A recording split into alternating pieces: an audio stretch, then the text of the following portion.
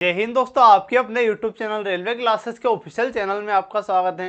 मैं दिलीप राठौर आपके लिए लेकर आया हूं क्या पॉलिटी के टॉप 100 क्वेश्चन। इसका पहला पार्ट हम देख चुके हैं, तो अगर वो आपने नहीं देखा तो वो जरूर देखिए। उसके जो लिंक है मैं डिस्क्रिप्शन बॉक्स में डलवा दूंगा, ठीक है। तो यह वीडियो आपके लिए हर परीक्षा के लिए इम्पोर्टेंट होने वाले पॉलिटी के दोनों को वीडियो, ठीक है।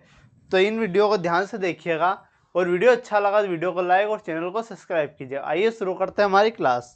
और सबसे पहला हम क्वेश्चन देख लेते हैं। आपको मैं क्या बताना चाहूँगा कि अगर ये दोनों क्लास आपने देख ली, आज की और पहली वाली जो पहला पार्ट था, दोनों अगर आपने देख ली, तो यह आपकी कोई भी एग्जाम हो, एसएससी हो, रेलवे हो या अदर कोई स्टेट एग्जाम हो, अगर पॉलिटी से आपका क्वेश्चन बनता है तो इन्हीं क्वेश्चनों से आपका बनने वाला है, ठीक है। आइए हम पहला क्वेश्चन देख लेते हैं। पहला क्वेश्चन क्या है, नीति आयोग का अध्यक्ष कौन होता है। नीति आयोग का अध्यक्ष की बात कर नीति आयोग के अध्यक्ष की बात करते हैं अपन, तो नीति आयोग के अध्यक्ष कौन होता है, प्रधानमंत्री। नीति आयोग का अध्यक्ष कौन होता है, प्रधानमंत्री। जो प्रधानमंत्री होता है जिस समय, उसका अध्यक्ष कौन होता है, प्रधानमंत्री। वर्तमान में कौन है, नरेंद्र मोदी। नीति आयोग की बात करें, नीति आयोग की स्थापना कब हुई थी, 1 जनवरी। नीति आयोग की स्थापना 1 जनवरी 2015 को योजना आयोग के स्थान पर नीति आयोग की स्थापना हुई थी। ये बात आपको ध्यान रखना। अध्यक्ष कौन होता है, प्रधानमंत्री होता है, ठीक है। अगला क्वेश्चन आपके लिए, अगला क्वेश्चन, कौन सी संस्था एक संवैधानिक इतर संस्था है जिसका उल्लेख संविधान में नहीं है। ऐसी कौन सी संस्था है भाई जिसका जो उल्लेख है संविधान में नहीं है। तो कौन सी, नीति आयोग आपकी होने वाली ऑप्शन। वित्त आयोग का उल्लेख है, जी बिल्कुल है।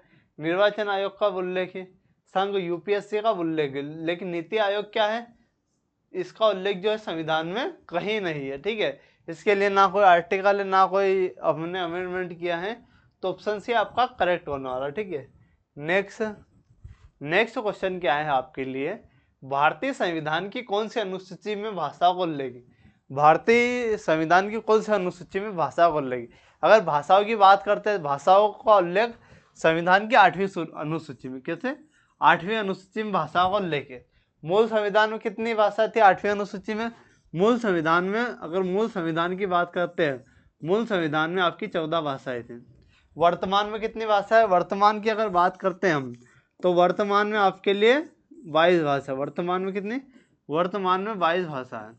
तो ठीक है, मूल संविधान में 14, वर्तमान में 22 और किस अनुसूची में, 8वीं अनुसूची में। तो कौन सा ऑप्शन होगा आपका, ऑप्शन बी आपका करेक्ट होने वाला, ठीक है।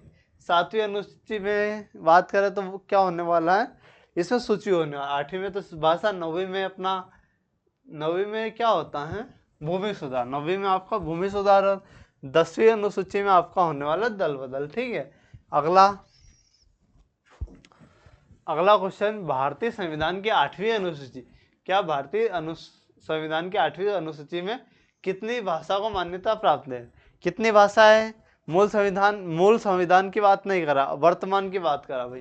इसने क्या पूछा है, कितनी भाषाओं को मान्यता, मतलब कितनी भाषा को मान्यता, मतलब जो भी अभी एग्जैक्ट कितनी भाषा है, तो एग्जैक्ट कितनी है, ऑप्शन सी आपका करेक्ट होना, कितनी, 22 भाषा। यहाँ अगर मूल संविधान की बात करता है 14 भाषा आपका करेक्ट होने वाला, ठीक है। आपका अगला क्वेश्चन, भारतीय संविधान की किस अनुसूची में दल बदल विरोधी कानून का प्रावधान है। दल बदल की बात अभी अपन ने करी थी, कौन सी अनुसूची होने वाली, 10वीं अनुसूची। कौन सी, दल बदल के लिए आपकी 10वीं अनुसूची होने वाली। 10वीं अनुसूची किससे, दल बदल से। और ये किस संविधान संशोधन, 52वां जो कॉन्स्टिट्यूशन अमेंडमेंट हुआ था, 52वां संविधान संशोधन, इसके द्वारा इसको हमने जोड़ा था, ठीक है। किसको, 10वीं अनुसूची को। 10वीं अनुसूची भी हमारे संविधान में नहीं थी, लेकिन जब नेताओं एक पार्टी से दूसरी पार्टी में बिना अपनी मर्जी एक डायरेक्ट चले जाते थे, तो उनको लगाम लगाने के लिए क्या, दल बदल कानून लाया गया। और वो कौन सी अनुसूची में, 10वीं अनुसूची में आपका, ठीक है। 52वां संविधान संशोधन के द्वारा हमने इसको जोड़ा था, ठीक है। अगला देखते हैं, अगला क्या, पंचायती राज व्यवस्था से संबंधित प्रावधान किस अनुसूची में। पंचायत की बात करते हैं भाई, पंचायत किस अनुसूची में, तो पंचायत हमारी 11वीं अनुसूची में, ठीक है।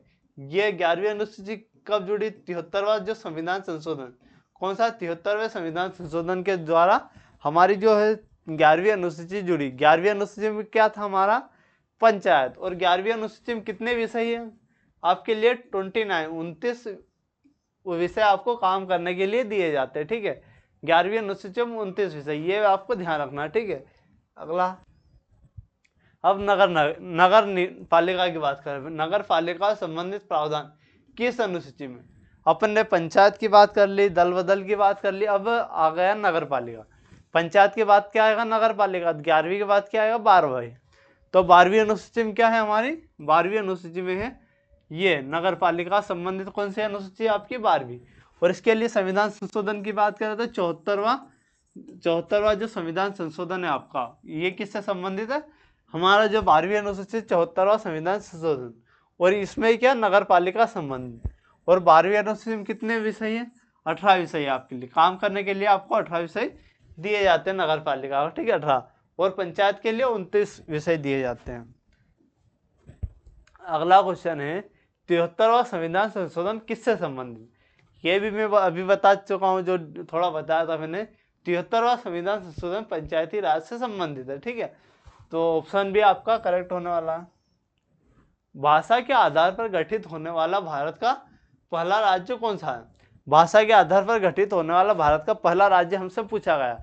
तो आंध्र प्रदेश जो है भाषा के आधार पर गठित होने वाला भारत का पहला राज्य था।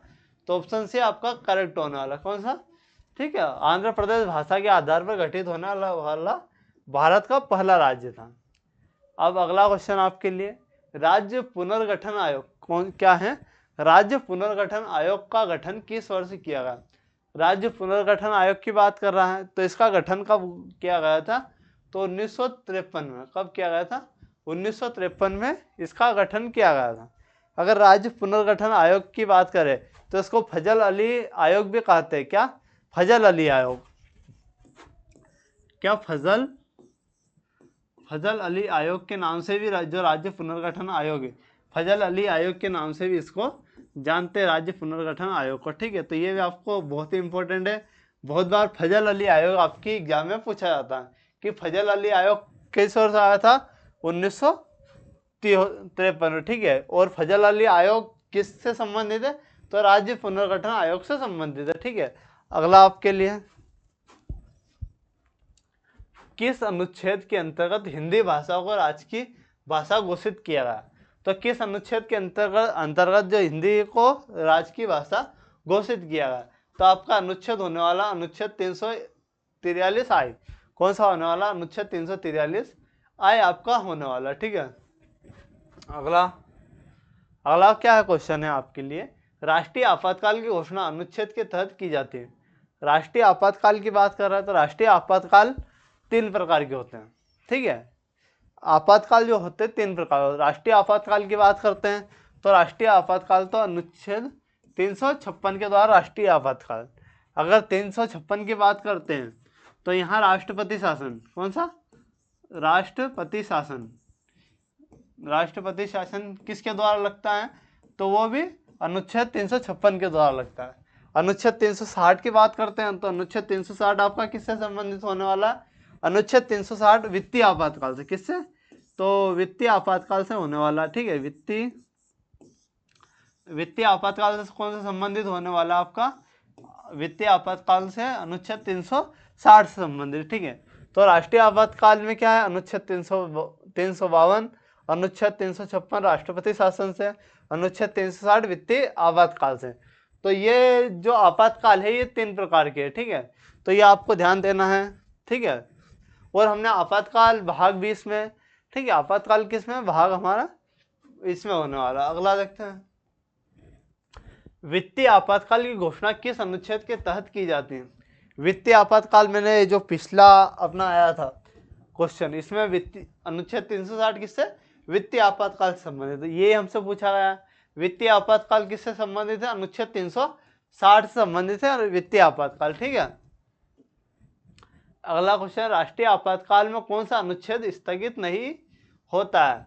तो राष्ट्रीय आपातकाल जब आपातकाल लग जाता है तो कौन सा अनुच्छेद हमारा नहीं बदलता है, नहीं, तो वो कौन सा होने वाला अनुच्छेद आपका ये भी हो जाता है, ठीक है, ये भी, ठीक है, सभी स्थगित हो जाते हैं। लेकिन अनुच्छेद 21 जो है, अनुच्छेद 21 स्थगित नहीं होता।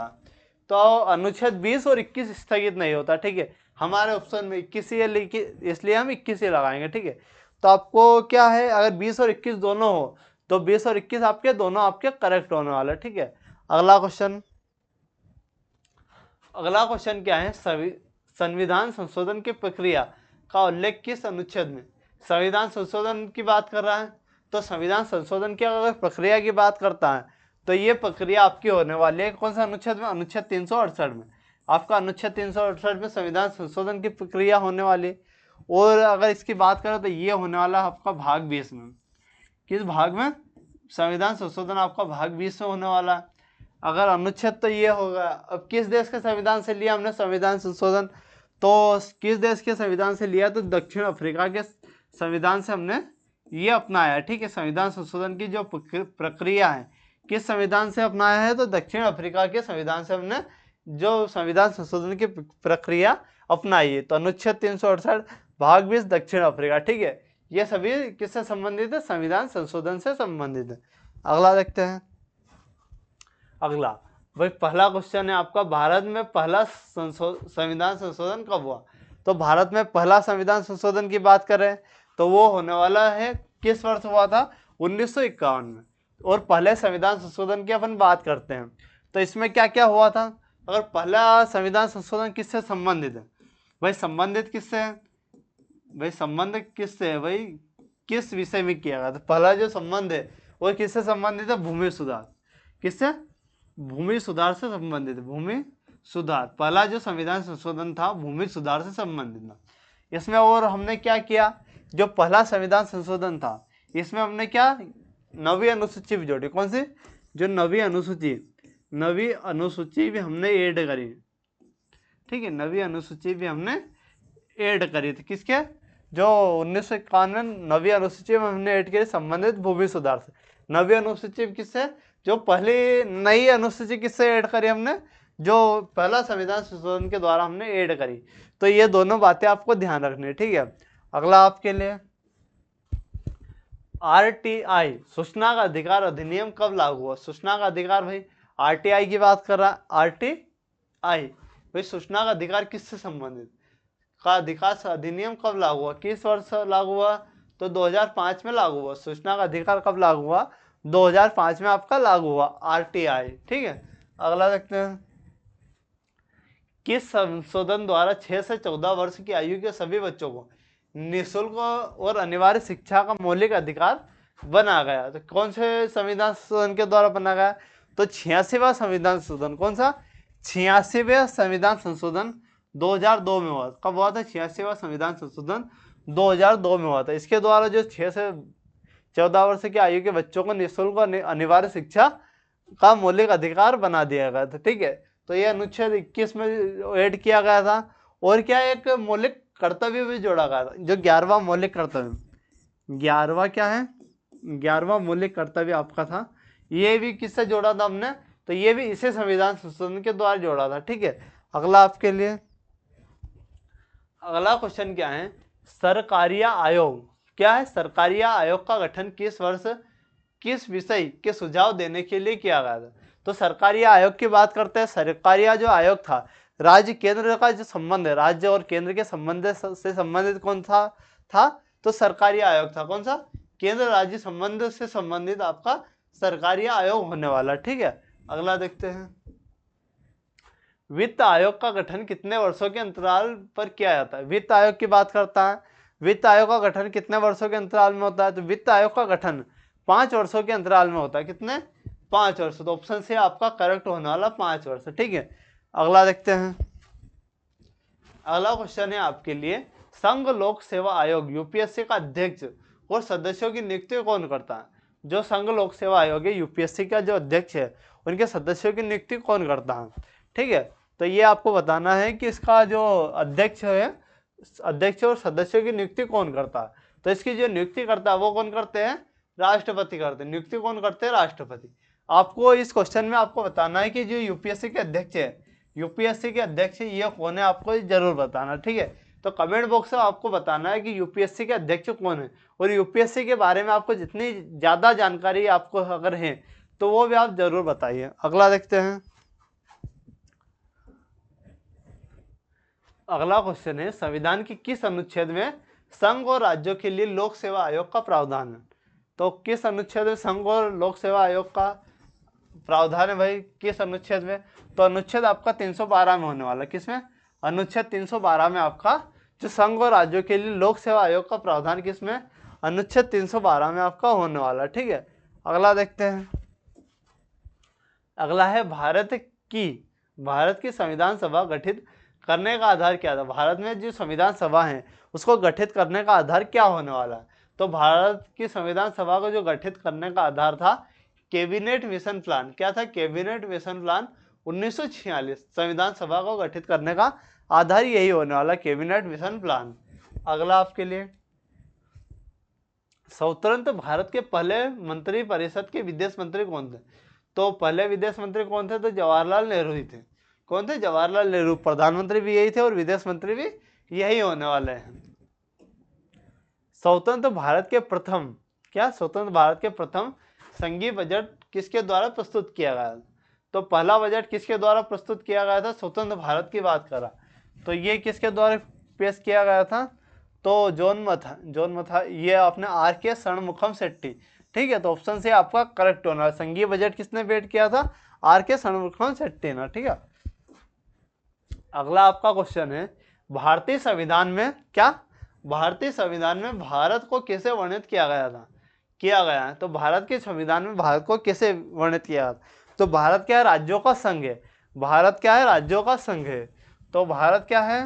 राज्यों का संघ है। आपका ऑप्शन से आपका करेक्ट होना, राज्यों और केंद्र शासित प्रदेशों का महासंघ है। तो राज्यों का संघ है, तो राज्य और केंद्र शासित प्रदेशों का संघ है। तो आपका क्या ऑप्शन सी आपका करेक्ट होना है, जो संविधान में कैसे वर्णित किया गया। तो राज्यों का संघ क्या होने वाला आपका? ये भारत होने वाला। ठीक है, इस प्रकार आपको वर्णित किया गया है। आपको कंफ्यूज करने के लिए ये दिया गया कि राज्यों और केंद्र शासित प्रदेशों का महासंघ, लेकिन वो नहीं है। तो भारत के साथ राज्यों का एक संघ है। तो आपको ऑप्शन से ही आपका करेक्ट होने वाला। अगला देखते हैं, नए राज्य का गठन अथवा उसकी सीमा में परिवर्तन करने का अधिकार किसको है? अगर नया राज्य बनाना है और उसकी सीमा में परिवर्तन करना है तो इसका अधिकार किसको है? केवल संसद को।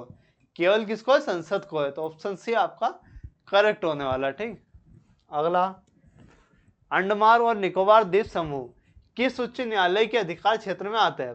अंडमान और निकोबार द्वीप समूह किस अधिकार क्षेत्र के अंतर्गत आते हैं? तो ये आते हैं कलकत्ता के अंतर्गत। कलकत्ता उच्च न्यायालय के अंतर्गत आते हैं। ये कलकत्ता के अंतर्गत ही क्यों आते हैं? क्योंकि जो अंडमान निकोबार है वो किसके सबसे पास में नजदीक में स्थित है? तो वो जो कोलकाता के उच्च न्यायालय के नजदीक स्थित है, इसलिए ये इसके अंडर आता है। ठीक है, अगला क्या है, लोकसभा और राज्यसभा की गणपूर्ति कोरम संख्या कितनी होती है? लोकसभा और राज्यसभा की जो कोरम पूर्ति कितनी होती है? 1/10 होती है आपकी। कितनी? 1/10 होती है। तो कुल सदस्य संख्या का 1/10 आपकी कोरम पूर्ति होती है। ठीक है, अगला क्वेश्चन आपके लिए, स्वतंत्र भारत में राज्यसभा की पहली बैठक किस वर्ष हुई? स्वतंत्र भारत में राज्यसभा की पहली बैठक किस वर्ष हुई, ये आपको बताना। तो आपको एक बात बताना चाहूंगा कि स्वतंत्र भारत की पहली राज्यसभा, तो राज्यसभा का गठन कब हुआ था? 1952 में हुआ था। कब हुआ था? 1952 में। पहली बैठक भी कब होगी? 1952 में होगी। तो ऑप्शन सी आपका करेक्ट होने वाला। बहुत सारे बच्चे क्या 1951 लगा देते हैं, तो वो आपका बिल्कुल गलत होने वाला, क्योंकि राज्यसभा का गठन ही 1952 में हुआ था। तो पहली बैठक भी आपकी 1952 में होने वाली है। अगला देखते हैं, समान न्याय और निःशुल्क विधिक सहायता का प्रावधान किस अनुच्छेद में? भाई समान न्याय और निःशुल्क विधिक सहायता की बात कर रहा है, तो ये किस में होने वाला है? विधिक सहायता मतलब निःशुल्क वकील की सहायता किसमें? अनुच्छेद 39A में होने वाला। तो ऑप्शन भी आपका करेक्ट होने वाला। 40 में 50 से संबंधित अनुच्छेद 44 समान नागरिक संहिता से संबंधित है। ठीक है, नेक्स्ट क्वेश्चन आपका, ग्राम पंचायत के संगठन के निर्देश किस अनुच्छेद में दिया गया? ग्राम पंचायत की बात कर रहा तो इसमें क्या है? तो अनुच्छेद 40 में। ग्राम पंचायत किससे संबंधित है? अनुच्छेद 40 से आपका संबंधित है। भारत में एकल नागरिकता की अवधारणा किस देश से अपनाई गई? भारत में एकल नागरिकता की अवधारणा किस देश के संविधान से आपने अपनाई है? तो ये ब्रिटेन के संविधान से। किसके? ब्रिटेन, इंग्लैंड ब्रिटेन के संविधान जिसने हम पर शासन किया उसके संविधान से अपने अपना लिया अपने। अगर अमेरिका की बात करें तो अमेरिका में दोहरी नागरिकता, एक राज्य की नागरिकता, जैसे आप क्या अलास्का की, तो अलास्का की आपकी अलग नागरिकता होगी और यूएसए की आपकी अलग नागरिकता होगी, उस प्रकार से आपकी नागरिकताएं होती है। अगला क्वेश्चन, किस मामले में सर्वोच्च न्यायालय ने कहा कि प्रस्तावना संविधान का हिस्सा है और इसमें संशोधन किया जा सकता है?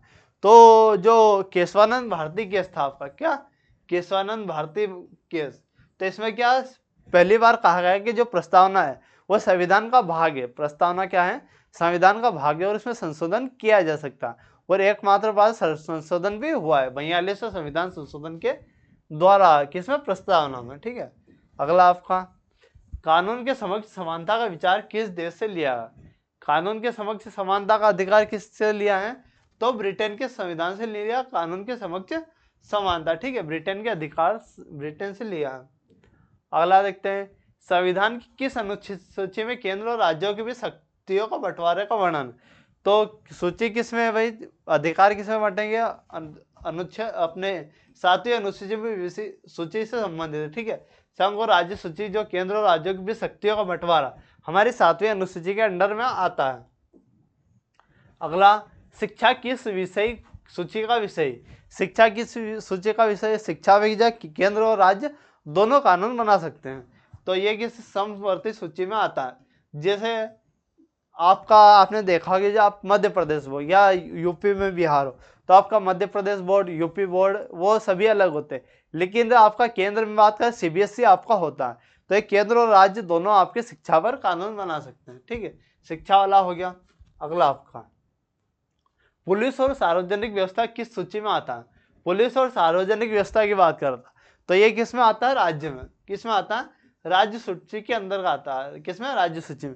जैसे पुलिस, मध्य प्रदेश पुलिस, मध्य प्रदेश में पुलिस का जो पूरा संचालन कौन करने वाला है? मध्य प्रदेश शासन आपका करने वाला, उस प्रकार से होने वाला है। जैसे यूपी पुलिस, तो ये राज्य के अंडर आता है।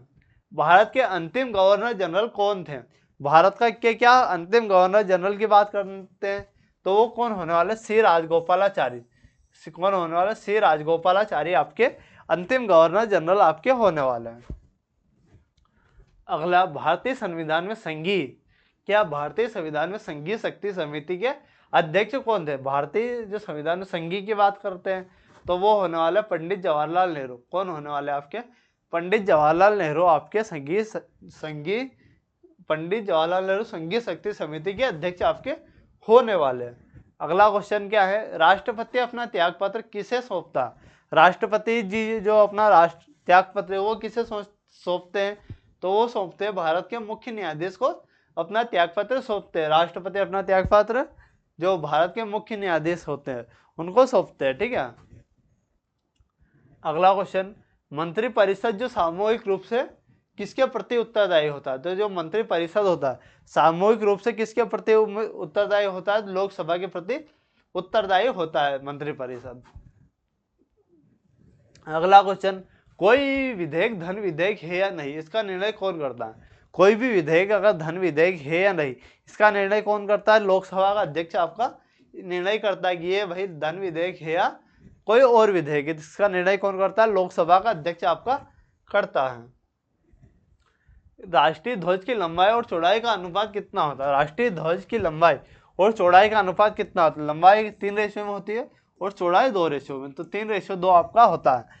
तो ऑप्शन भी आपका करेक्ट होने वाला है। ठीक है, 3:2 में आपकी लंबाई और चौड़ाई का अनुपात में आपकी होती है। अगला क्वेश्चन, भारत का राष्ट्रीय ध्वज कब अपनाया गया था? तो भारत का जो राष्ट्रीय ध्वज अपनाया गया था, कब अपनाया गया था? तो 22 जुलाई 1947। कब अपनाया गया था आपका राष्ट्रीय ध्वज? आपका 22 जुलाई 1947 में अपनाया गया था। हम भारत के लोग शब्द संविधान में कहाँ मिलते हैं? हम भारत के लोग संविधान में कहाँ मिलते हैं भाई? ये जो वाक्य है हम भारत के लोग, तो ये मिलता है प्रस्तावना। कहाँ मिलता है? प्रस्तावना उद्देश्य का। ठीक है, अगला, किस देश से भारत में संघीय शासन प्रणाली लागू की गई से प्रेरित की गई? तो जो संघीय शासन प्रणाली हमने कहाँ से ली? तो कनाडा से ली। कहाँ से? कनाडा। तो ऑप्शन सी आपका करेक्ट होने वाला है। ठीक है, नेक्स्ट क्वेश्चन, संविधान की व्याख्या करने का अंतिम अधिकार किसे प्राप्त है? जो संविधान की जो व्याख्या करने का अंतिम अधिकार किसे प्राप्त है, तो सर्वोच्च न्यायालय सुप्रीम कोर्ट को प्राप्त है भाई। संविधान की व्याख्या करने का अंतिम अधिकार सर्वोच्च न्यायालय के पास है होने वाला। तो यह हमारी क्लास फिनिश हो गई। तो यह क्लास आपको कैसी लगी कमेंट बॉक्स में जरूर बताएं। और मैंने जो पूछा है कि यूपीएससी के आपके जो हेड होने वाले अध्यक्ष है वो कौन है वर्तमान में, उसका भी आपको उत्तर कमेंट बॉक्स में देना है। अगर आपने पहला पार्ट नहीं देखा तो उसको भी जरूर देखिए, और चैनल पर पहली बार आए तो चैनल को सब्सक्राइब कीजिएगा। मिलते हैं अगले एक और शानदार वीडियो में। धन्यवाद।